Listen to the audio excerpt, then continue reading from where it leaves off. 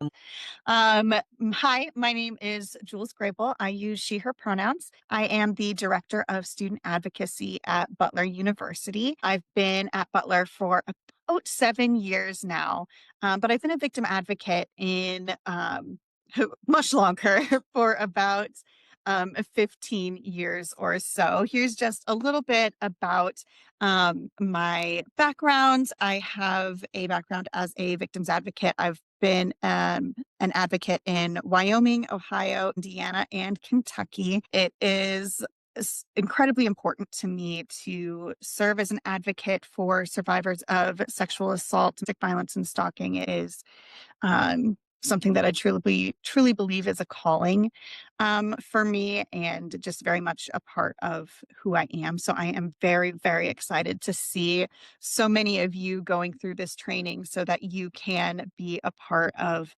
supporting survivors as well and just helping them through their journeys. I am also a mental health first aid instructor. I am a yoga teacher. I basically just like to collect certifications as it comes to different areas of wellness. There's always something new and exciting to learn. And so I love to be able to do that. I also think it's important to get to know each other a little bit as human beings. We are much more than just the work that we do. So on this, excuse me, on the screen is a picture of my two small humans that I have at home. That's Eleanor and Henry. In my spare time, I'm doing a lot of crochet and mostly being a soccer mom at this point. Soccer season is still going, if you can believe it, but we're pretty much at the soccer pitch 5 days a week. It's a little bit nutty, but Henry in particular really loves it. So it's really cool to be able to support these kiddos as they play around with the athletic side. It certainly didn't get that gene from me. My sport was marching band. So they must have got it from somewhere, but it wasn't from me. So today we're going to be talking about taking care of yourselves. How are we caring for the caregivers? How are we putting our masks on first so that we have the capacity to take care of the survivors that we're going to be working with? So here's just a quick overview of what we are hoping to explore today.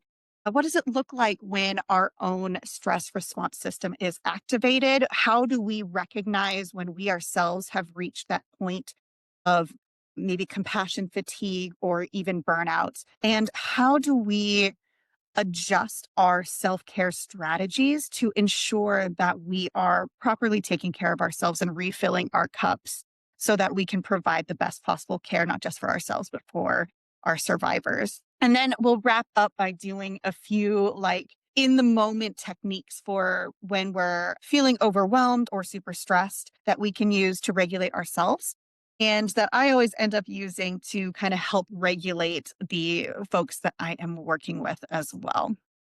Does that sound like a plan? I'm going to assume the dark black boxes are consent, which is not generally a good rule of thumb, especially in this world, but we're going to go with it for today. Thank you, Hannah and Hunter. I think that's you in the iKeza info section. And so I wanted to start you off with a quick story. A couple of years ago, my family and I had the opportunity to go to Disney World. And as you saw, I have two small humans, and especially the little one was very excited to go and meet Mickey and do all of the things and see the castle and all of that.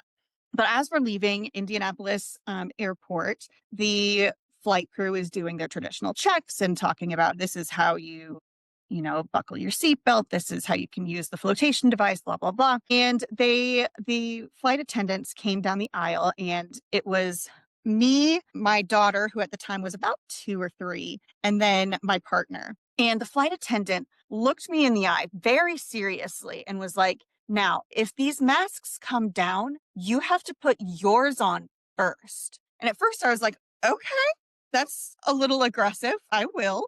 Also, her dad's sitting right here. You could tell him that same message, but whatever. That's enough. And it kind of got me thinking, like, yes, while my first instinct might be, well, I need to get this on my baby first, it's also important to take care of ourselves because if I don't have that ability to breathe myself, then there's no way that I can give it to her. And so it kind of brings us back to that old adage of you can't pour from an empty cup. And if you don't put your mask on first, you can't help anybody else. So, the strategies and techniques that we're going to be talking about today are really a way to help us put our masks on first before we extend our beautiful empathy and helping skills to others. And so, the first thing that I want to kind of go over is just a little touch of neuroscience and what's happening in the brain and body when we experience stress. And I know you talked a little bit about the neurobiology of trauma earlier this week. So I'm going to go fairly quickly over it. So I'm not going just repeating something that you've already heard. So when we're thinking about the brain, there are three kind of levels of development and parts of the brain that we're really focusing on. So the first level to develop is the brainstem or the basal ganglia. And so this is our like reptilian brain. It is the part of our brain that is just keeping the human machine running. It makes sure that your heart rate is going. It helps maintain digestion. It helps maintain your endocrine system, all of those parts and processes of our bodies that we don't even have to think about, that are just part of running this human machine. That's all handled through our brainstem. The next piece that develops is our limbic system. And so this is our emotional or feeling brain. And so this is the part that has us engaging with others. This has us feeling our environment in positive ways, negative ways, or in lots of different ways at the same time. Human feelings are incredibly complex. This is also the home of the amygdala and the hippocampus. The hippocampus is kind of like the memory bank of the brain. And the amygdala is kind of like the alarm system of the brain. And so the amygdala is constantly on the lookout for potential dangers or things that could be a threat to our well being, whether that is a physical threat, whether that is an emotional threat or a social threat or anything along those lines. So the amygdala is constantly on the lookout for us. And if it notices anything that is amiss, it sends an alert to the autonomic nervous system to activate that fight, flight, freeze, or fawn response. And then the last part of the brain that we're going to talk about is our prefrontal cortex. And so this is our like rational or thinking brain. It is the youngest part of our brain, the last part to develop. And it is the part of our brain that allows us to do those like higher level thinking skills. This is where we learn how to interact with others. We know that interacting with our family and friends is going to be a little bit different from how we interact with our colleagues, which is a little bit different from how we interact with our supervisors, right? We all kind of need to shift based on the different expectations that are around us. And so that is all happening in this prefrontal cortex. And so we think about how we as humans develop, we can see how it moves from this reptilian brain to the limbic system to this prefrontal cortex. When we're born, pretty much all we can do is cry, sleep, eat, and poop. And that's what the brainstem is in charge of, handling all of those systems. As we get a little bit older, things begin to become a lot more emotional. If you've ever interacted with a toddler, preschooler, kindergartner, you know that everything is a very big emotional journey. And they don't know how to navigate those emotions yet. And that's because that prefrontal cortex hasn't developed yet. It is still in process. And that prefrontal cortex is developing until we turn about 25. And so it's still kind of mushy and learning and how do we navigate and manage these feelings and emotions as well as take in all of this education and learning that we're getting through our K through 12 systems, through just life around us, et cetera. And so when we get stressed, when we get so overwhelmed that we're not sure what's happening, our brain literally changes how it operates. The prefrontal cortex, being so new, goes offline, can't hang, doesn't know what to do. So it shuts down, which makes things really difficult for somebody who's really stressed, right? The limbic system then goes into overdrive. That amygdala is scanning the area and checking out opportunities for fight, flight, freeze, fawn. What do I do? What is the next right step? How do I keep myself safe? Right? And that brainstem is just trying to keep this engine running. We're just trying to stay alive. And it's all interconnected with the autonomic nervous system. So we know that it's important to exercise, to sleep, to have a good diet, and yet we have all sorts of barriers when we try to put those things in place. Daniel Siegel came up with something called the Han model of the brain. And it's a way of understanding kind of how the brain works in the face of stressors, which can help us understand what gets in our way. So think of the forearm as the spinal cord. So that's where all of the information comes into the brain. And the palm of the hand is old brain. So that's the part of the brain that's responsible for our heart rate, our breathing, our blood pressure, all these things we never even think about. So that part of the brain is like the hypothalamus and the pituitary. Our thumb is the memory and emotion part of our brain. So that's the hippocampus and the limbic system. So the first thing to notice is that the two of these things are connected. So that means that when I remember something that was positive from my past, it makes me go. And when I remember something that was really difficult or stressful, then I tense up and my heart rate goes up and my breathing changes. Now, the fingers are new brain. So that's the part of the brain that's responsible for problem solving and abstract thinking and integrating information. So when we're feeling safe and settled, then this is how it's all coming together. The new brain is wrapped around the old brain. So that means we're always interpreting the present through the lens of our past. So what does this mean? Well, let's put it in an example. Let's say I was attacked by a dog as a child. Then when I'm like this, when I'm feeling all settled and connected and I'm feeling safe, then I know that the dog that my kids are playing with is not the dog that attacked me, and I'm fine. But if that dog does anything at all that reminds me or triggers me to the memory of what happened to me, then I'm much more likely to flip my lid. And I'm going to start interacting with that dog as if it's the dog that hurt me. And my rational thinking part of the brain isn't online anymore. Although I could probably still tell you that's not the same dog, it would be really difficult to convince me, because that rational thinking part is not connected, remember, not to swoop up my kids and get the heck out of Dodge. The next time you're having a hard time, we'll go ahead and stop there. That's pretty much the end of the message that I was hoping to get with that one. But if you want to watch the end of the video, it does go through some suggestions on how to kind of help bring your prefrontal cortex back online, which we'll be doing a little bit later in the presentation. So didn't want to give those spoilers yet. Now, the brain is not operating by itself. It is intricately connected with our autonomic nervous system. And the nervous system has kind of three levels. So the first is that beautiful rest and digest, where hopefully all of us are kind of sitting right now, right? We are learning. Hopefully you are in a place that is comfortable and safe. Maybe since this is a Zoom situation, you're still in your pajamas. Hopefully you have like your emotional support water bottle, maybe a coffee, comfortable things happening. And so in that rest and digest state, it is our normal. This is what we are when we are regulated. This is a parasympathetic response. However, there are activations of the parasympathetic and the sympathetic nervous system.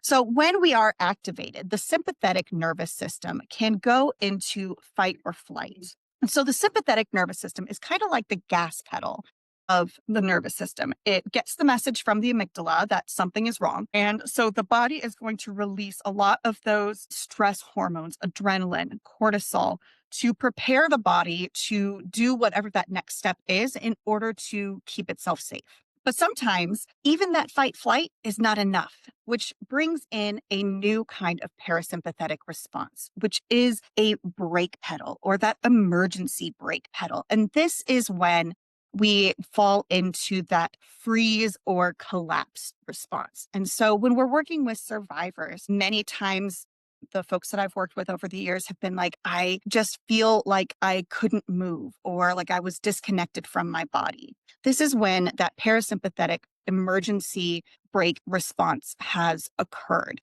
We have reached a state of overwhelm of the nervous system that it has completely shut down as a means of protecting itself. And so this graph kind of demonstrates how we can move through these different activation states throughout our lives and throughout our days. Now, a normal, healthy nervous system is going to be kind of doing an up and down situation throughout the day as we navigate the different challenges that we're supposed to be facing, right? So, for example, earlier today, I was here in my office checking emails, answering them, doing some case notes, different things like that. my nervous system was at rest and digest. We're just hanging out. Things are good. We're content. I had some lunch from Panda Express. It was grand, right? But now that I'm sitting here talking to all of you, now my nervous system is up a little bit. We're a little bit in that fight flight situation. We've got some adrenaline and some cortisol rolling, and that's so that I have the attention and the wherewithal to present and do a good job with you. And then later, after we're done, we'll go back to that rest and digest. And then we'll probably go back to a little bit of activation as I'm driving home because all of the construction on 465 is a complete and utter disaster. And we go in and out throughout the day. And that is what our nervous systems are designed to do. We do want to see some activation sometimes because we need it in order to perform at the tasks that we're being challenged with. However, the struggle is when our nervous systems become so overwhelmed that they do not know how to go back to that rest and digest, that getting back to a state of regulation is far too complicated. We get stuck in that state of activation, which often happens with our survivors of trauma. And so when you're working with survivors, they may even tell you that, some days I feel like I am feeling all of the things. I'm angry and I'm scared and I'm frustrated. And then the very next day, I feel completely nothing, completely dissociated. And that is a demonstration of their nervous system literally going in and out of these states of activation because of this traumatic event. Because we are working with survivors of trauma, that vicarious trauma, knowing what's happened to them, empathizing with them, feeling with them, can impact our own nervous systems. And so it's important to recognize what our nervous systems as helpers are telling us and how do we bring ourselves out of that state of activation and back into our rest and digest state. Because when we spend too much time in that activated state, it leads to compassion fatigue and burnout. Compassion fatigue is when we just have a hard time caring anymore, right? Where it's, I know I should care, but I'm just so exhausted, right? Or we start to take it on and we feel all of the things, which leads to burnout. And so this is that mental, physical, emotional exhaustion that is caused from prolonged periods of stress. Our nervous systems get tired being activated all the time and not having enough time in that rest and digest area. And so this happens when we are constantly exposed to stressful environments, which we can be exposed to as advocates and as supporters of survivors of trauma. And so that constant stress starts to wear us down, starts to chip away at our nervous system response. And so it's important to make sure that we take that time for that balance. Now, I know we're all busy, and so it can be really difficult to listen to the signs that our body is telling us and pay attention to those warning signs or even recognize what those warning signs are. And we're going to talk about those here in just a minute. But I do think it's important to acknowledge that we live in a culture that almost glamorizes burnout, that we are glamorizing being busy and doing all of the things, right? And so, sometimes we'll hear students on campus being like, oh, well, I only got 6 hours of sleep last night. And then the other one is like, oh, yeah, well, I only got 4. And it's this kind of like competition, like who worked the latest, who is doing the most in order to get some sort of validation or that their self-worth is tied to how much we do. How much am I giving to others? How much am I putting out into the world?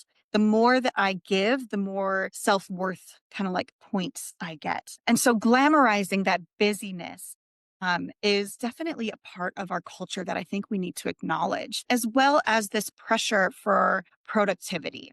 If we're not doing something that could be considered productive or could be capitalized on, then there's almost this perception that it's not worth doing. For example, a couple weeks ago, we had a baby shower at work for one of my colleagues, and I crocheted a little like lamb lovey thing. It was really cute. And the very first thing that some of my colleagues said was like, that's so cute. You should sell those. Crochet is my for fun activity that I do just because it makes me feel good. And it does something to keep my brain quiet for a minute, right? But our instinct is to be like, oh, this is a beautiful thing. You can make things, you can sell it. right? And so anybody who has had some sort of creative passion that they engage in has probably been told, oh, well, you should sell that. And so it always comes back to this being productive. How can we capitalize on every second of our time, which is not necessarily a super healthy approach to just life in general, right? We are human beings, not human doings. And so it is okay for us to just be and not to constantly be doing something. And so it's important to recognize what kind of symptoms are showing up for us when it comes to our own individual burnout symptoms. Say May said, I'll be happy if I never get asked to design a tattoo for someone just because they see, right? Oh, you're a good drawer. Can you draw me something? Do it, design a tattoo for me, or right? Like anytime you creative, we want to try to capitalize on it. And that's just not super healthy. Sometimes you just create because it brings you joy, right? And we should be able to just appreciate and love that joy in that moment. And so recognizing what are the burnout systems that are manifesting in my brain and my body, because everybody is going to be a little bit different. Your body and brain chemistry is going to be different than mine, and that's okay. And so I want you to start just paying attention to the messages that your brain and body are sending you when it comes to a couple of these kind of like topic areas. The symptoms and signs that we'll talk about right now are some of the common ones, but they are not the only ones. And so it's important to be aware and mindful of what's happening in your body and how your body is communicating. So you may see some signs in your affect when it comes to like warning signs of burnout. It might be that your mood changes. You might be more anxious, or you might be more irritable, or you might find yourself being a little bit more down than is normal for you. And we might see these things on a short term or a long term basis, depending on whether we are able to get back to that state of regulation, right? For me personally, I know that I'm starting to reach a point of burnout and overwhelm when I get really, really short and really, really irritable with other people. And unfortunately, it's usually my family that kind of gets the short end of that stick, right? Because they are the ones that are my safe place. And so snapping at them is safer than it would be for me to snap at my boss, right? But the feelings are still there. That irritation is still there. And so that's usually my first indicator that, ooh, maybe we need to take a little self care moment and get ourselves regulated again. Mallory says, I love this. My last job, I got so burnt out, yet my new job has a totally different normal pace. I almost have like PTSD. Scared the call means something chaotic is about to happen. Yep, that sounds like a trauma response. So I have been so worried that they will think I'm lazy or not doing enough because I'm not constantly stressed. It's been the hardest part of my job change. Absolutely, Mallory. Thank you so much for sharing. Yeah, when we go from a place that is like, you need to be moving all the time, and then you go to a place where the norm is, you know what, you can go at like a normal human pace and one that works for you. It's unsettling because you mean I don't have to be going 110% all the time. It's hard to know what to do with that and how to adjust to that shift, right? I can remember working in the food service. I was a server at Applebee's for so many years. And the theme was there, if you can lean, you can clean. Meaning, if you are not doing something every second of the day, like cleaning, even if it's a slow period, then you're not doing your job well enough. I don't know if any of y'all have done food service, but that is a hard job. It is exhausting physically, emotionally, mentally. It may not seem super complicated, but it is really, really difficult, and it's kind of a thankless job. And so, and you don't get paid hourly; you get paid by tips. And some people are like, "It took too long for you to bring me my steak, no tip," and then you're just screwed, even though it was not your fault. Anyway, I could go on and on, but if you can take a minute to lean against the counter and breathe, you got yelled at by your managers because you weren't being productive. No, not a healthy atmosphere, not the way we should be operating, in my opinion. But I'm not trying to run a business. So I guess, whatever. So some other signs of burnout, because I've digressed, I'm sorry, are cognitive. Your attention, your memory, your concentration are starting to be a struggle. And so when I'm working with student survivors, one of the things that they often complain about is that they can't focus, or that they'll try to sit down and study and that it's like they're reading the information, then it's literally falling right out of their heads. And that is a sign of stress and overwhelm. Other signs or symptoms may end up being somatic, or those physical symptoms. I know that if I'm starting to get headaches, and I can feel the kind of headache that it is coming on, that something is wrong. And it's not like a regular headache, it's a stress headache, or it's, huh, I'm just exhausted and now I'm hurting. So it's my body is telling me that something is wrong. Thank you, Gwen. I literally started having stress-induced back spasms that were so painful I had to quit. Yes, and that's probably in the food service line. God, I mean, it's just brutal on the body. And then in addition to all of the stress of being yelled at all the time, and like every moment is, like you said, a 5 alarm fire, it's exhausting. And so we can often get these somatic symptoms. Our blood pressures rise, health challenges, headaches, illness. Sometimes you just feel sick, even though you're not sick. I think for me, one of the strongest is I'll start to get like body aches, like I have a fever, but I don't have a fever. And that's another indication to me, like, hey, maybe it's time that we slow down and take some self-care moments.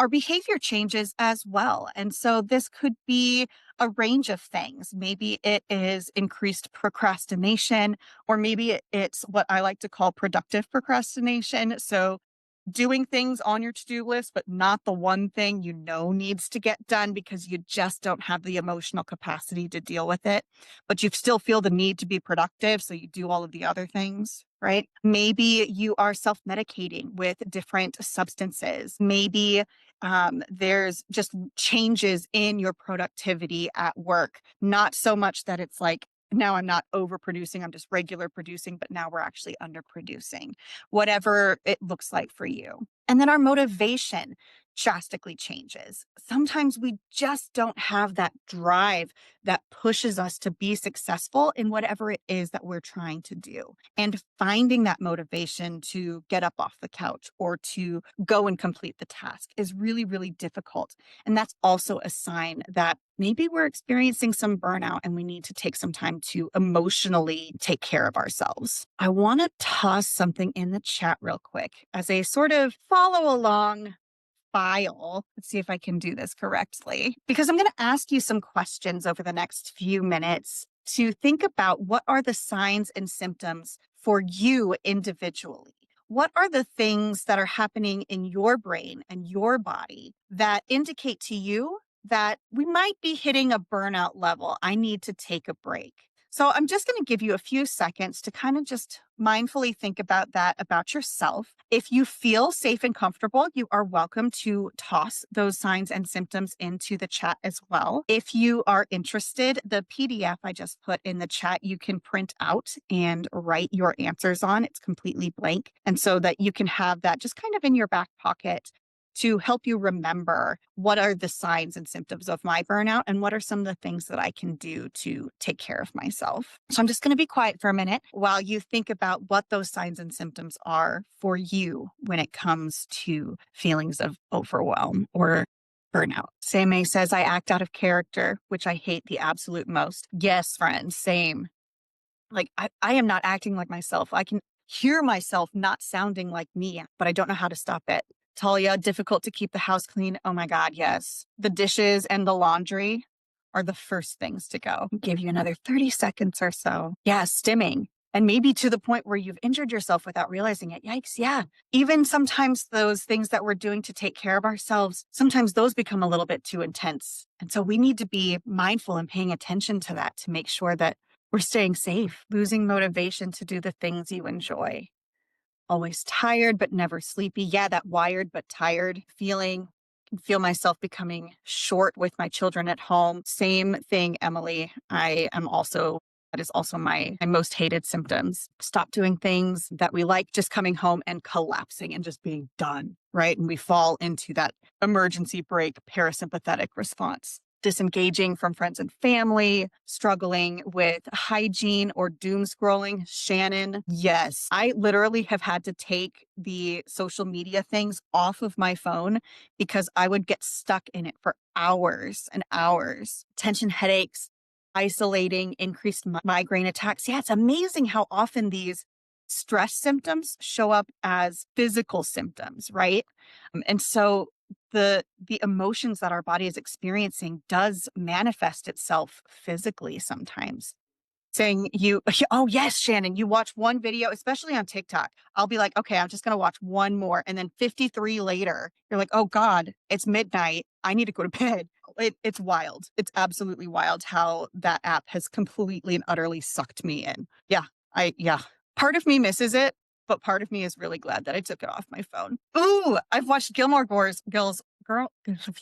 Gilmore Girls or my comfort shows on repeat. I was literally just talking to my class today about this. I teach a first year seminar and I like to ask them a question every day of just like kind of get to know you stuff. And they all brought up what their comfort shows were for the question of the day. And Gilmore Girls was a fairly popular one. Grey's Anatomy was another really popular one. And personally, it's Doctor Who for me. I like a good Doctor Who binge. You know it's bad when Bob's Burgers comes on. I love it. Same way. I disassociate when scrolling, just feeling paralyzed. Yeah. You're just going and it's like, what have I even watched? It's just 2 hours later and I have no idea what's just happened. Shannon, I love that show. Watching shows we have already seen as a way to manage anxiety because we know what is coming. This is probably my absolute favorite thing because sometimes you just don't have the emotional capacity to take on a new show. And so I'll have friends and family being like, oh, you should watch this or you should watch that. And I'm like, yeah, I should absolutely watch that. But I'm going to go home and watch the Great British Baking Show instead because that one's comforting and I know what's going to happen. And I'm just going to see people bake yummy things and be kind to each other. And y'all, that's all I need right now. Yes. And I hate getting movie recommendations for that. One day when I have no more stress, I'll watch it. But today is not that day. So what do we do to help ourselves like prevent this from happening? We don't want to like just fall into this trap of burnout over and over again. That's not sustainable. So how do we prevent this down the line to keep ourselves from getting to that point? And so, one of the first things that I recommend is to think about the areas in your life that you're engaging in and thinking about if there's any that can be let go a little bit. Are there any things that you're doing that you're like, I need to be doing this, but you don't actually need to be doing it? Thinking more about quality over quantity or depth over breadth. In this meme, we've got the brilliant Ron Swanson from Parks and Rec saying, never half ass two things, whole ass one thing, which I think might be one of my favorite quotes ever because it's so true. I am a person who wants to volunteer for all of the things because I want to be as helpful to everyone as I possibly can. I have that like caregiver mentality. But that's spreading yourself too thin. As Bilbo Baggins once said, if you're a Lord of the Rings nerd like me, it's butter scraped over too much bread. And so thinking about those areas of your life that are quantity, not quality, and making edits when you can, and learning to say no, which is, friends, my hardest. I hate saying no. It makes me feel uncomfortable. But when I say no, gosh, there is just a relief. For example, just this morning, a friend of mine was like, hey, I made a proposal for us to present at such and such a conference. Can you go? And I'm like, ooh, I love presenting at conferences. That's my favorite thing. But I'm teaching 2 classes this year and I have a job that's taken on more responsibilities and I don't have the capacity. And so I had to say no. And I felt really bad in that moment. Like, I'm so sorry, Bridget. I really want to, but I can't. But I tell you what, oh, my January just got a lot easier by not including that in my schedule. And so saying no is important and healing. It's also important to set those boundaries with yourself and with others, within your relationships, within your workload, within how you treat and speak to yourself. And I think this one is arguably the most important because how we speak to ourselves is rarely how we speak to others. So, for example, if you are having a problem, maybe you are in a fight with a partner, how you talk to yourself is going to be wildly different from how you would talk to a friend who is having the exact same problem. We are kind and gentle with our friends. We are supportive and we are caring and we are compassionate. But when we have problems, what are we doing? How are we talking to ourselves? Are we talking to ourselves with patience? Are we giving ourselves grace? Are we allowing ourselves to be anything but our version of perfect? Not always. And so, a boundary that I really invite you to try to incorporate into your life is the boundary of how you speak to yourself. And if you notice yourself being hard on yourself or judging yourself, taking time to be like, actually, self, that is kind of a shitty thing to say to me. I need to think something new and start changing how we communicate with ourselves, showing ourselves that self compassion. It's also important to take care of our bodies, make sure that we're getting the proper amount of sleep, nutrition, hydration. Y'all go get yourself an emotional support water bottle, decorate it with fun stickers. I have the Haunted Mansion on mine, right? And drink your water. It's good stuff. We want this. There we go. That was a good moment for me, a little self care second. So, care for your body. And then being aware and recognizing your own personal signs and symptoms that we're starting to have a stressful moment. So that way you can start to implement those in the moment strategies to help take care of yourself. Friends, go outside and get fresh air on days like this where it is stunningly beautiful and fall like and gorgeous. It is easy to do. But there's going to be days where it's like cold and dreary, but we still need to go outside and get some light and some air. We're basically just complicated houseplants, right? We need to have that little piece of light and air. Mhm. Here we go. Find self care strategies that fill your cup and help you feel recharged. Now, I'm not talking about self care like I'm going to go and get a mani pedi, or I'm going to go and get a massage, or we're going to have like a friend's night out. Those are fabulous. Love those self care strategies. I'm talking about self care strategies that you do on a daily basis. As often as you're brushing your teeth, what are the self care strategies that you are implementing for yourself? That question's actually not rhetorical. If you do have self-care strategies that you are doing on a daily basis, on a regular basis, if you feel comfortable, go ahead and toss those into the chat. Because I think it's important to recognize that self-care is not just something that we're doing once to kind of refill our cup. It is something that we are all doing constantly. I actually downloaded a self-care app to help me keep myself accountable to this. And so I downloaded an app called Finch, and you get this little self-care bird that you can feed self-care activities to, and then you can buy them little outfits and trips to exotic places and fun things. Right now we're touring a haunted house because it's October, which I'm totally all about. And so just things to help remind you and to incentivize that self-care piece. My personal self-care strategies that I try to implement on a daily basis are drinking 72 ounces of water, because that's what the Google has recommended is the adequate amount. Taking more than 6,000 steps, because if I'm doing less than 6,000 steps, I'm usually feeling pretty sluggish and icky. I am saying one thing a day that I am grateful for.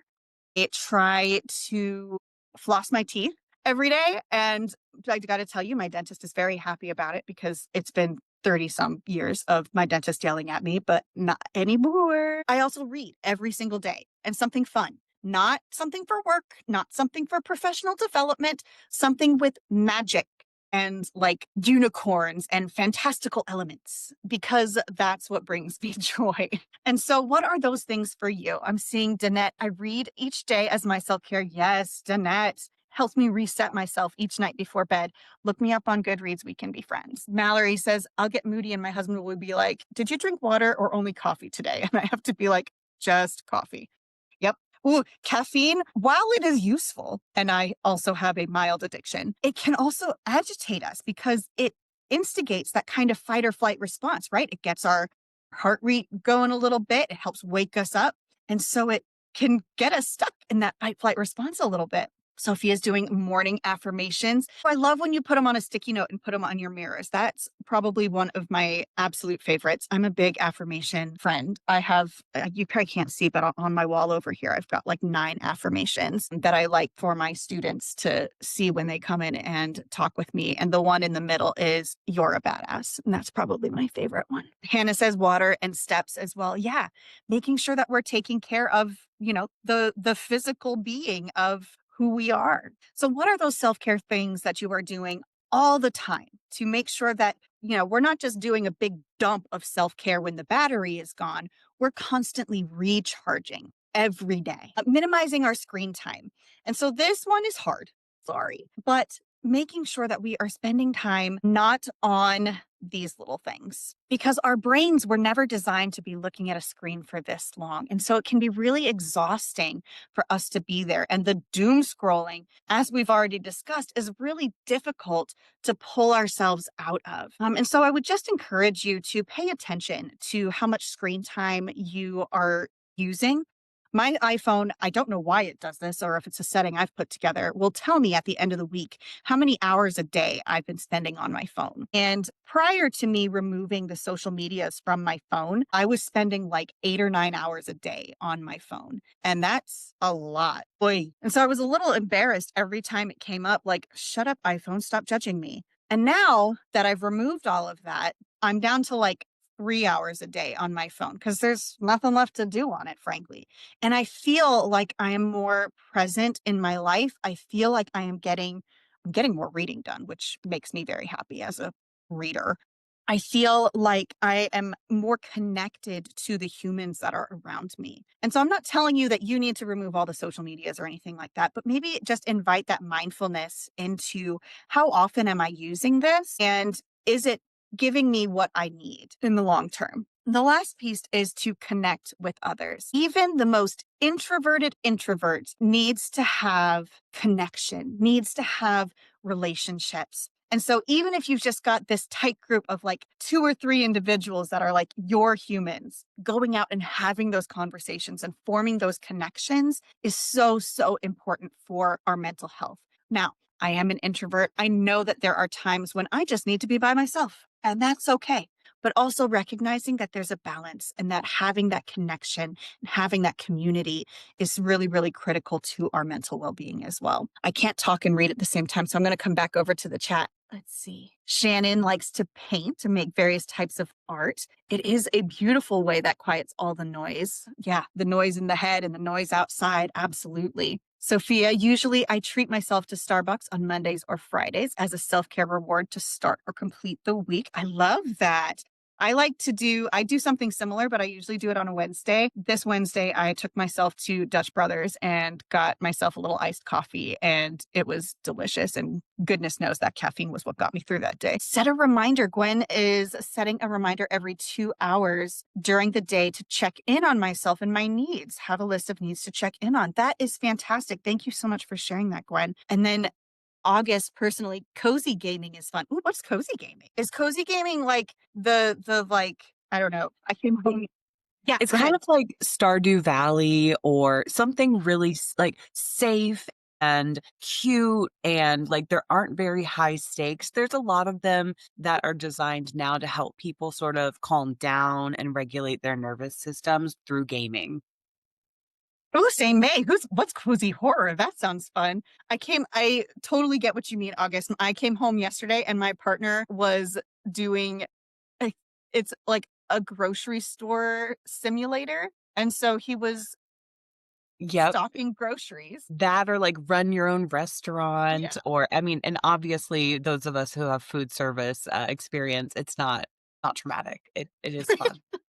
That is too cool. Yeah, and he does another one that's farming simulator where he literally just does like corn and wheat and he goes out and buys all of the fancy John Deere tractors and things. So yeah, playing those like cozy games that just are low stakes, make you feel good and just don't have that pressure. Short hike cozy game looks great. Cool. I love all this. If you have a cozy game, go ahead and toss it into the chat and I will copy and paste it and try them out later. I'm going to just bring your attention back to that PDF that I put in. Um, when thinking about that connection piece and that community piece, who are the humans that you can call when you are starting to feel just too much, too stressed or too overwhelmed? Who are those humans? Is it your partner? Is it your best friend? Is it a parent? Is it, a colleague? Who are these humans for you? And then what are those tasks that you're doing every day to take care of yourself? Are you meditating? Are you doing yoga? Are you reading? Are you rereading? I saw somebody up further in the chat talking about, I'm going to go and buy 15 brand new books, but reread the old ones. And that's so real. I like to collect the books as like little shelf trophies. My husband thinks it's funny that I have one copy on my e-reader and then the physical copy on our shelves because I just need a physical book. I love them. Mystery games are fun. Oh my God, I love Nancy Drew. I remember doing Nancy Drew games back in the day. Cozy horror, relaxed game with domestic tasks with some horror aspects and storylines. Oh my God, I want that. Like, I want to go and clean like a vampire's house. Like, that just sounds amazing to me. I pick up my oldest ferret and cradle him against my face, and he cleans and grooms my face. Oh, say me.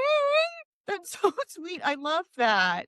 It almost makes me want to ferret. Yes, playing with our fuzzy friends is so powerful. There is something really, really powerful in the relationship between humans and their furry companions. I have a dog named Apollo who is just the best. He's a golden retriever, so he's named after the golden sun god. And not that you've asked, but I'm going to pull up a picture of him now because he's glorious. See, here's Apollo. And so, who doesn't love a golden retriever?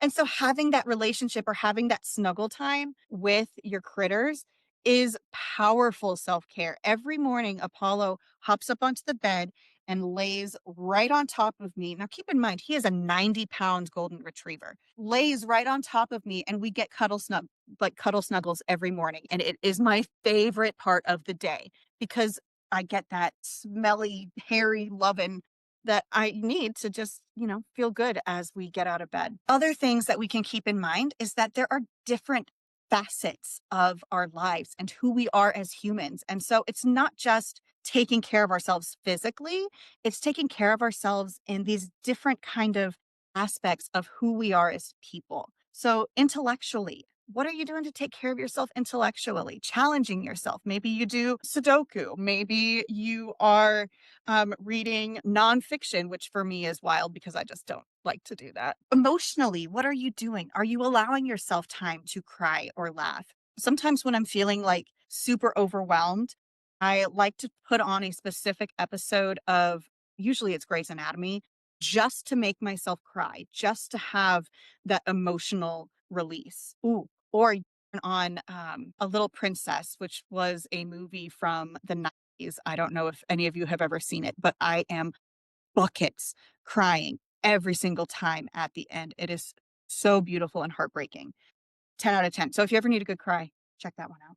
Environment. How are we connecting with our environment? Are you going out and literally touching grass? Are we spending time outside, looking at the leaves, just breathing in some fresh air? Spiritually, how are you taking care of yourself spiritually, whether it's a religious practice, whether it's a personal spiritual practice, whether it is just setting aside time for contemplation or meditation or just being curious about life? How are we taking care of ourselves financially? Are we doing a little bit of retail therapy? My retail therapy usually comes in the form of books. Barnes and Nobles loves me. How are we doing this? Are you having a treat yourself day? Community wise, how are you engaging in a community and creating connection for yourself? Job wise, how are you helping to maintain that work life balance? So, thinking about all these different kind of aspects and facets of who you are as a human and how are we taking care of ourselves in those areas. Okay, let's see. Gwen, they said my 80-pound bull mastiff mix was laying with me the other day and snoring so loud that I couldn't help but giggle the entire time. That is fantastic. Oh my God, I love it so much. Sophia, I love doing face masks and tea time. Paying down credit cards is absolutely a form of self care. Say May, my dryer broke, but honestly, going outside to hang up my clothes to dry has been some little house on the prairie therapy that I didn't know I needed. That's so cool. I love that. Get that like fresh, especially now that it's like cooling down and you're going to get that like fresh autumn breeze.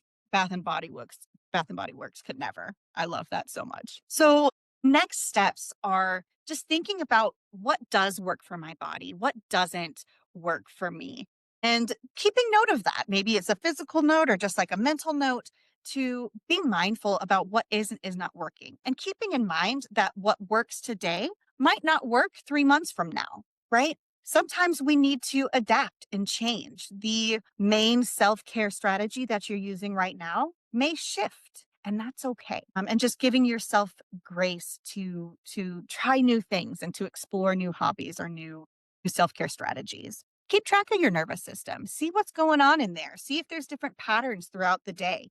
Maybe you notice that around like 3 o'clock in the afternoon, you get this really big spike of anxiety or that fight, flight situation. And so knowing that that's coming, is there anything we can do within the like 1 o'clock, 2 o'clock hours to help kind of prepare ourselves for that or maybe even prevent it? Self care is a lifestyle. It is not something that we do just once. It is not something that is selfish. It is something that is absolutely essential in order to be the caregiver and the supporter and the helper that I know all of you are. Otherwise, you wouldn't be in this room. You want to help others. But a lot of that starts with us helping ourselves first and making sure that we are in a space to do so. All right. We're going to go ahead and wrap up with some like in the moment techniques. So we've got all of these beautiful, wonderful things that we're going to be exploring and doing on a regular basis. But sometimes something is going to happen in the moment on the day. And we are going to need like a quick band aid, emotional band aid to help us regulate in the moment so that we can help whoever is in front of us or accomplish whatever task it is that we're trying to do. So, we're going to move through a few activities. The first is probably one of my favorites, and it's called a 5-4-3-2-1 exercise. Same way, 5-4-3-2-1 is one I recommend to clients in my support groups. Yes, it's classic. It's so fantastic. So, I invite you to find a nice comfy seat wherever you are. And I invite you to just notice and kind of silently name to yourself, what are 5 things that you can see in your surroundings? What are 5 things that you can see? And when you're ready, if it feels good for you, I invite you to think of 4 things that you can feel. Maybe the chair beneath you, the ground beneath your feet, the feeling of your clothes against your skin. 4 things that you can feel. Next, what are 3 things that you can hear? And then 2 things that you can smell. And finally, 1 thing that you can taste, even if it's just the water that you just drank. And water does have a taste. I will die on this hill. Good. I invite you to give yourself 1 deep breath and just notice how you feel. This is a powerful grounding exercise. Grounding is when we use one or more of our senses to bring our brain back to the present moment. Our brains are really good at going off on adventures, whether into the past or the future, or things that we're worrying about. But having something tangible that we can feel with our senses helps to bring us back to what's happening right now, which can be incredibly powerful in calming that nervous system. Okay. The second technique that I would like to invite you to try is called a gratitude flower. So, if it feels comfortable for you, I invite you to bring your hands together, kind of like this, like you're making a little seed out of your 2 hands pressed together. And when you're ready, I want you to think of 1 thing that you're grateful for. What is 1 thing that you're grateful for? And when you have it, I invite you to bloom out your thumbs like petals of a flower. And then I invite you to think of a second thing that you're grateful for. And when you have it, bloom out your index fingers. Next, a third thing that you're grateful for, middle fingers bloom out. Fourth thing that you're thankful for, ring fingers bloom out. And then a fifth thing that you're thankful for, pinkies bloom out. Now you have this beautiful flower of things you are grateful for in your hands. You can stop there, or if it feels good for you, I invite you to bring those things that you're grateful for close to your heart and give yourself 1 deep inhale and exhale. Beautiful.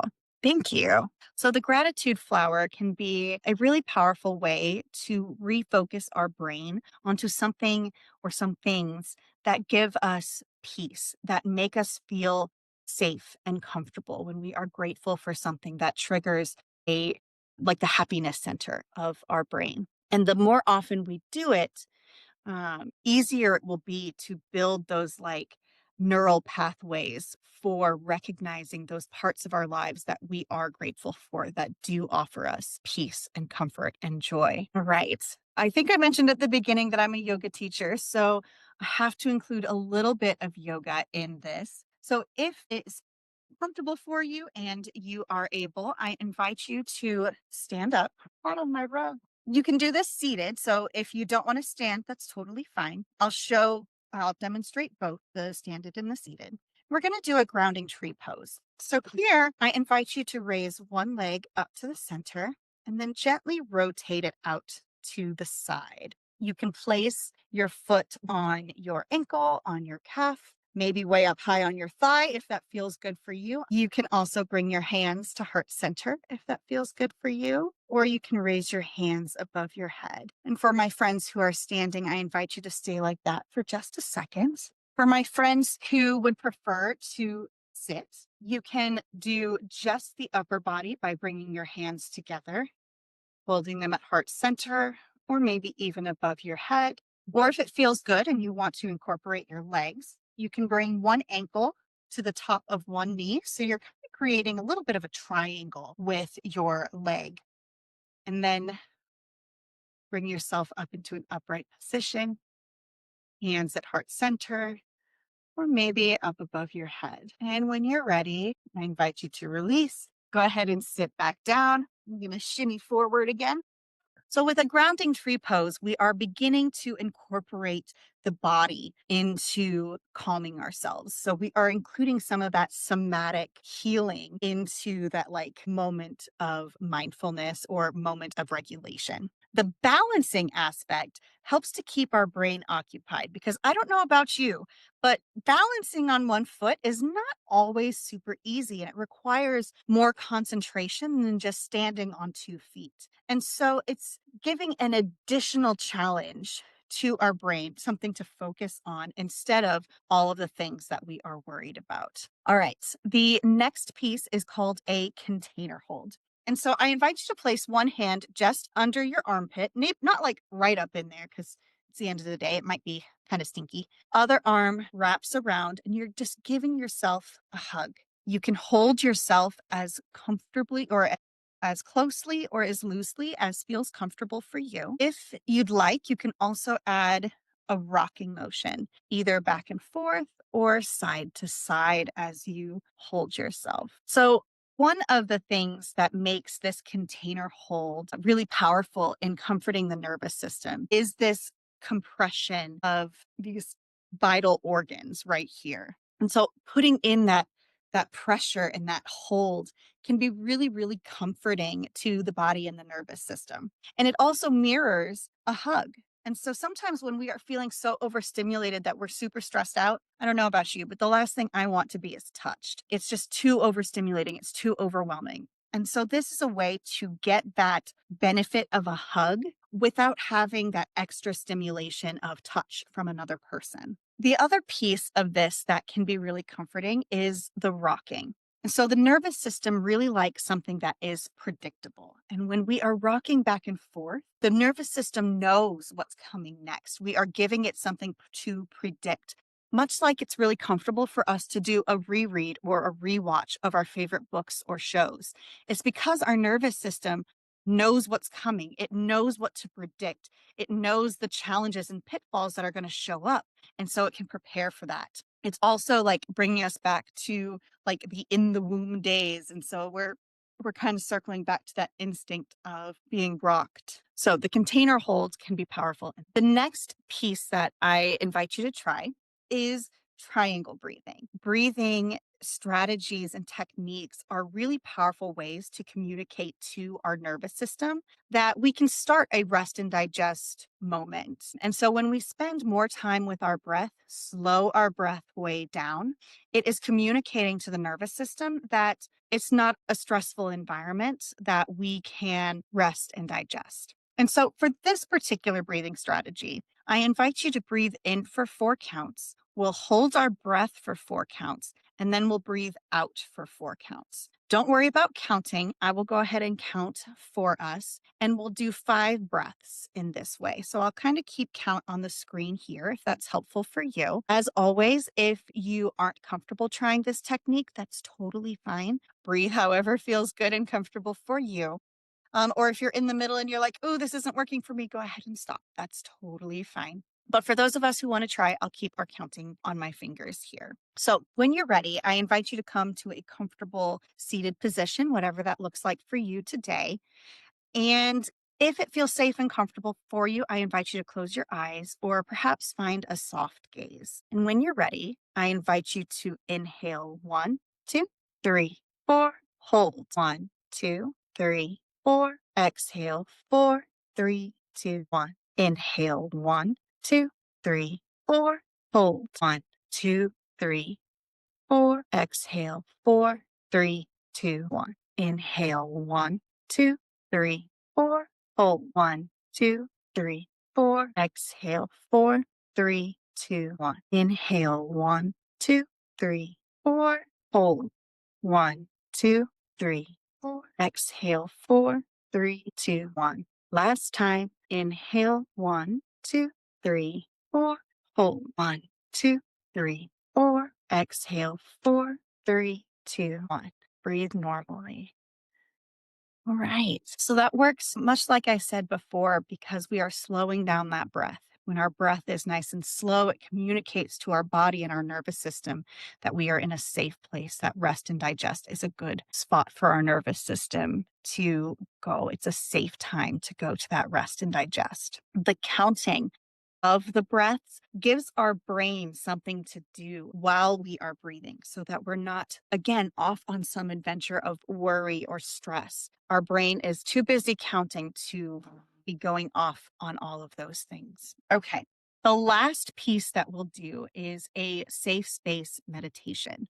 I love a meditation practice. I'm a meditation teacher. It's incredibly powerful practice for self-care if it is something you'd like to try. A safe space meditation is invariably the favorite for my students. In a safe space meditation, I'm going to invite you to imagine and mentally picture a place that is completely safe and comfortable for you. And in that meditation, we're just going to imagine yourself in your special place, in your safe place, and experience it with as many of your senses as you can. So if you'd like to take part in this meditation, I invite you to, again, come to a comfortable meditative seat, whatever that looks like for you. And if it feels safe and comfortable for you, I invite you to close your eyes. And I invite you to just bring your attention to the sensation of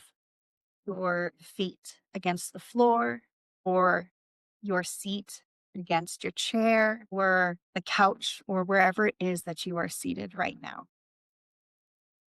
Just resting into that hold that the earth has for you. When you're ready, I invite you to bring your attention to your natural breath, not trying to change it or adjust it. We're just noticing your breath, maybe where you feel it most strongly, the tip of your nose or the back of your throat, maybe the rise and fall of your chest or belly, just noticing your breath. When you're ready, I invite you to imagine yourself in a special place, a safe space where you feel completely comfortable.